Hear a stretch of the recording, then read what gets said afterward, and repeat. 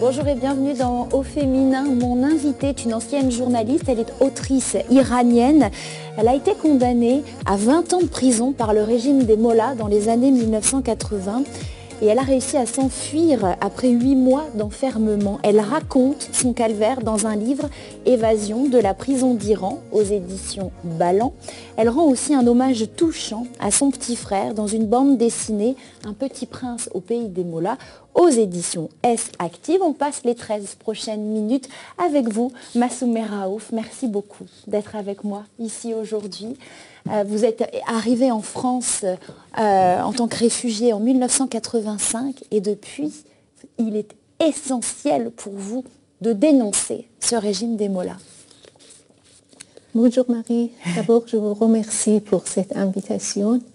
Oui, c'est très important de briser le silence parce que pendant des années, le régime des Mollahs a interdit les familles des victimes de parler de ce massacre en Iran. Et aussi à cause de politiques de complaisance avec les pays occidentaux, tout le monde voulait fermer les yeux sur cette massacre des prisonniers politiques en 1988, que mon frère est une victime de ce massacre. Alors, c'est pour briser ce mur de silence et aussi pour la justice et être la voix des sans-voix que je me relançais dans ce projet de publication des livres sur mon frère et aussi sur mon expérience de prison dans le régime des Mollahs en Iran. Pour retracer votre histoire, Massoumeh, en fait, il faut rappeler que l'Iran était dirigé par le Shah jusque dans la fin des années 70.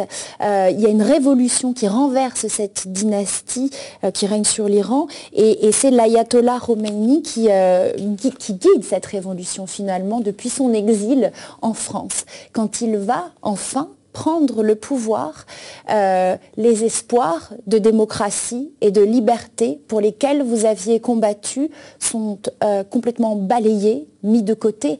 C'est pas du tout le régime qui était promis, qui est en train de se met en place en Iran. Avec un grand rêve de la liberté, un Iran libre et démocratique, nous sommes descendus dans la rue pour renverser le Shah d'Iran, qui était une dictature soi-disant classique, et le remplacer avec une démocratie.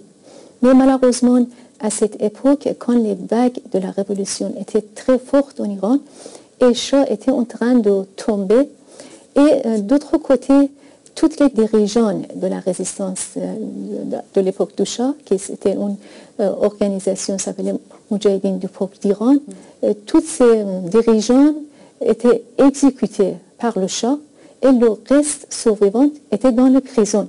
Alors il y avait un vide pour le leadership de la révolution et les opportunistes comme Khomeini, il a sauté sur ce moment historique. Ils sont mis d'accord avec les pays occidentaux dans les conférences de Guadeloupe avec les États-Unis, la France et aussi l'Angleterre pour que Khomeini remplace le Shah, pour que Shah parte, mais le système reste. C'était comme ça que Khomeini arrivait au pouvoir en Iran et confisquait la révolution iranienne. Il a volé en réalité la révolution iranienne. Et après quelques mois, il a commencé à montrer son vrai visage. Et nous nous trouvons face à un régime plus sanguinaire, barbare et répressif que l'ancien régime en Iran. Et vous allez continuer justement de militer et de combattre aux côtés des Moudjahidines du peuple. C'est ce qui va faire que vous allez vous retrouver incarcéré dans cette prison. Vous allez vivre pendant 8 mois et finalement ce livre, c'est ce qui raconte en grande partie, c'est votre incarcération. Vous êtes avec des jeunes filles, vous êtes toutes jeunes, entre 14 et une vingtaine d'années. Moi j'ai été bouleversée par ça, Massoumeh, parce que vous êtes tellement jeune et en même temps vous êtes animée par ce désir de liberté et vous n'allez pas transiger. Pourtant vous subissez des tortures inhumaine. Il faut qu'on comprenne bien. Expliquez-nous ce que vous avez vécu dans cette prison. C'est très difficile d'abord expliquer cette expérience que j'ai essayé de raconter une petite partie dans mon livre. Nous étions tous la génération de la révolution iranienne. Et avec cet esprit de résistance devant cette barbarie, nous étions, comment dire, cette résistance devant la barbarie nous a donné une grande force, malgré la situation très désastreuse de la prison. Il y avait beaucoup de privations. On était enfermés dans un cellule. On ne sortait pas seulement 1 ou 2 fois par jour pour aller aux toilettes. Et toutes les pressions qu'on peut imaginer, c'était possible par le régime contre nous. Et aussi, nous étions coupés au monde extérieur de nos familles. Il n'y avait pas aucun contact. Même tous les déplacements étaient les yeux bandés. On ne savait pas, on trouvait où. Mais quand on vous déplace, vous êtes très pudique à ce sujet-là, mais dans le livre, vous le racontez bien, vous subissez de la torture. On vous fouette avec des câbles, vous êtes enfermé, vous êtes un très grand nombre de jeunes femmes dans une toute petite cellule. On vous empêche d'aller aux toilettes. Mais ça a des conséquences hyper importantes sur votre santé aussi, tout ça. Vous allez vous évader, Massoumeh. Cette évasion, c'était montrer notre résistance à nos geôliers, qui malgré toutes les répressions, malgré toute votre sauvagerie, vous n'arriverez pas à nous briser. Et malgré que le risque était très élevé, mais je ne pensais pas que je sortirais vivante de cette aventure. Mais cet acte collectif de la part de prisonniers politiques, des filles très courageuses, c'était très symbolique pour nous. Ce qui est très fort aussi, c'est que vous vivez des choses terribles et en même temps, pendant tous ces longs moments d'enfermement, il y en a toujours une qui trouve le moyen de raconter des histoires. Il y a vous vous faites rire les unes les autres, vous faites des petits spectacles, des petites scénettes. Vous mettez en place tout un tas de choses pour survivre. Et tout ça, c'est vraiment passionnant dans ce livre. L'autre voix que vous voulez porter, parce que vous le disiez, l'objectif c'est aussi de porter la voix de ceux qui ne sont plus là, parce que beaucoup de vos compagnes de cellule ne sont plus là aujourd'hui pour pouvoir témoigner de tout ça. C'est votre frère Ahmad, votre jeune frère qui est encore plus jeune que vous et qui est militant, hyper engagé, hyper investi. Vous avez sorti cette BD, Un petit prince au pays des mollahs. Pourquoi c'était important pour vous de parler d'Ahmad ? Quand j'étais en prison, comme j'ai dit, j'étais interdit de visite de famille. Je ne savais pas qu'ils ont déjà arrêté mon frère. Le premier soir que je sortais de prison, j'ai compris que mon frère était emprisonné dans la même prison que moi. Mais le vengeance du régime était très dure. Et ils ont arrêté ma mère, qui avait un cancer. Maman est décédée quelques mois après sa libération. Mon frère Ahmad, il a subi pendant des mois des tortures, des interrogatoires et aussi des pressions psychologiques sur mon père qui je me rendre au régime. Et beaucoup de mes compagnons de cellule, les filles très courageuses, ils ont été torturés, transférés dans différentes prisons. Et Ahmad fait partie des 30 000 massacrés en 1988, un immense massacre organisé par le régime des mollahs. On va retrouver Marguerite, qui est l'éditrice de cette bande dessinée. Elle est avec nous.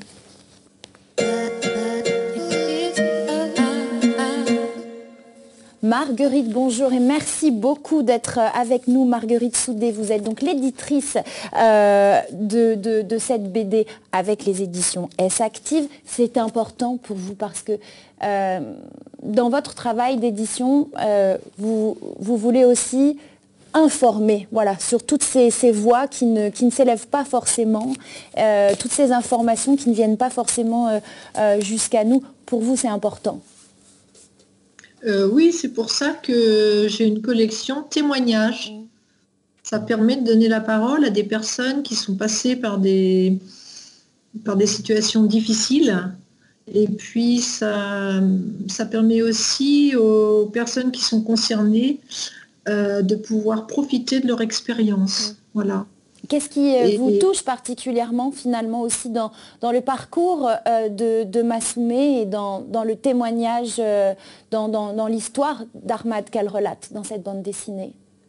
Ce qui m'a beaucoup touchée quand j'ai rencontré Massoumé, c'est son courage. C'est quelque part sa gaieté, c'est-à-dire le fait qu'elle accorde de l'importance à ce qui est essentiel et non pas des choses qui n'ont pas d'importance en fait. C'est son courage et je trouvais que son témoignage était important, notamment cette histoire d'un jeune homme, donc, parce que en France, les jeunes ne votent pas toujours. Et alors son livre est traduit en plusieurs langues, etc. Mais même vis-à-vis des Français, je trouve que c'est important pour tous, et particulièrement pour les jeunes, de savoir ce que c'est la chance que nous avons de pouvoir voter, la chance que nous avons de pouvoir dire que nos élus ou notre président ne nous conviennent pas. Ça me semble vraiment important. On est en période d'élection. Justement, un mot encore sur cette jeunesse iranienne aujourd'hui qui continue de se battre avec ce mouvement Femmes, Liberté, Résistance qui s'élève depuis 2 ans. Est-ce que cette fois, ce sera la bonne, Massoumé? Heureusement, malgré toutes les répressions du régime, le régime n'a pas arrivé à déraciner les mouvements des Moudjahidines du peuple d'Iran et aussi cette quête pour la liberté. Et cette somme versée de plus de 30 000 prisonniers politiques, ce sont été crème de la société iranienne. Et jaillissent encore dans les veines de la jeunesse iranienne. Et la jeunesse iranienne n'a pas oublié ces sacrifices pour la liberté. Ils continuent leur courage maintenant étonne tout le monde. Mais ce courage, il a une histoire, plus de 44 ans résistant devant cette barbarie. Et on va se quitter sur cet espoir que vous nourrissez pour votre pays, l'Iran. Merci Massoumé d'avoir été avec nous. Merci beaucoup Marguerite de votre participation dans cette émission. On vous dit évidemment à très très bientôt dans Au Féminin.